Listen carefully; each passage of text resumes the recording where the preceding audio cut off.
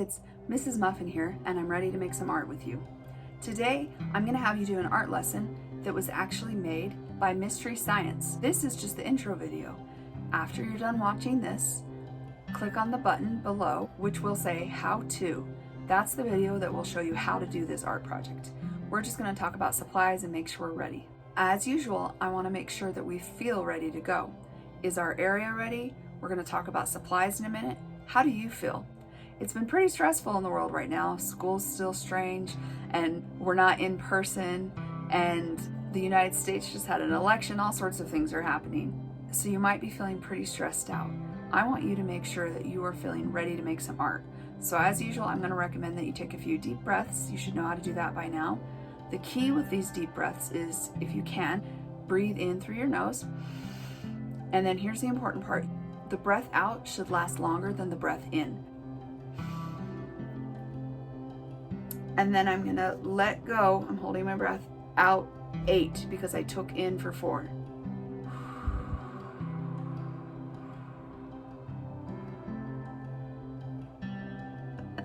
At the end, it gets a little bit tricky. Just go as long as you can, but you want to push out all the air from your body. Your stomach will go in a little bit. You just want to get all of that out, and then you want to breathe in some new fresh air. Do that a few times, and if you're feeling stressed out, it should hopefully help a little bit. You could also do some stretches, get a snack, walk around the house a bit, get some fresh air outside if the weather's nice, but make sure that you're ready mentally. Let's talk about supplies now. Today's project only requires 2 supplies. That's right, 2 supplies. You can use more supplies than that, but you really only need 2 supplies. So let's talk about what they are. The first thing you're going to need is, and they'll talk about this in the how-to video, a piece of paper. You could use a piece of copy paper like this. You could use a little bit thicker paper like I've used in the past for watercolor. I think for this project though, a thinner piece of paper is a little easier to work with because you're going to also need scissors, and you're going to cut that paper. And you're also going to do a little bit of folding. And so if you use a really thick paper, it can get tricky to cut and fold it. So again, you're going to need paper and scissors. Let's talk about some optional supplies. If you don't have printer paper at home, there's a lot of other things you can use.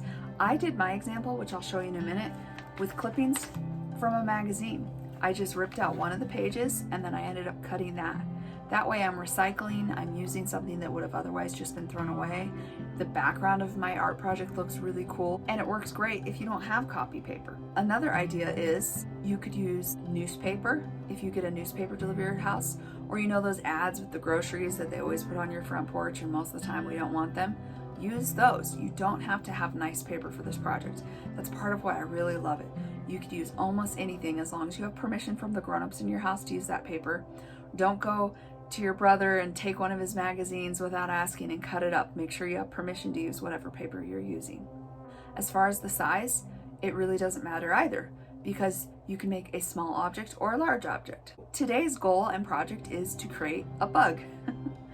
The Mystery Science video has a really great informational thing about bugs, and then it shows you how to do this project, so I'm not going to explain it all, but I will show you the one that I created.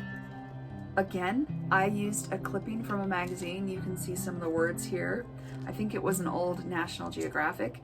And in the video, it'll show you, you take a piece of paper, fold it in half, and then you cut out the shape that you want, and it can be almost any shape. And then, because mine was magazine, I used something called puff paint to decorate, but you don't have to use that. And I had some googly eyes, so I added those. But again, you could just use paper and scissors. If you cut out a magazine, you don't have to decorate your bug, and you can make as many as you want. If you use blank paper, you can use something to make it colorful.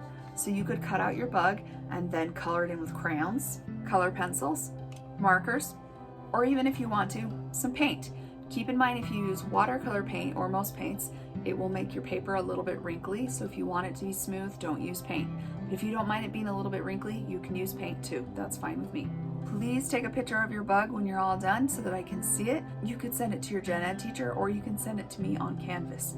But I would love to see the bugs that you create. And remember, you can make 1 or 2, as many as you want, but I do want you to try and make at least 1 bug.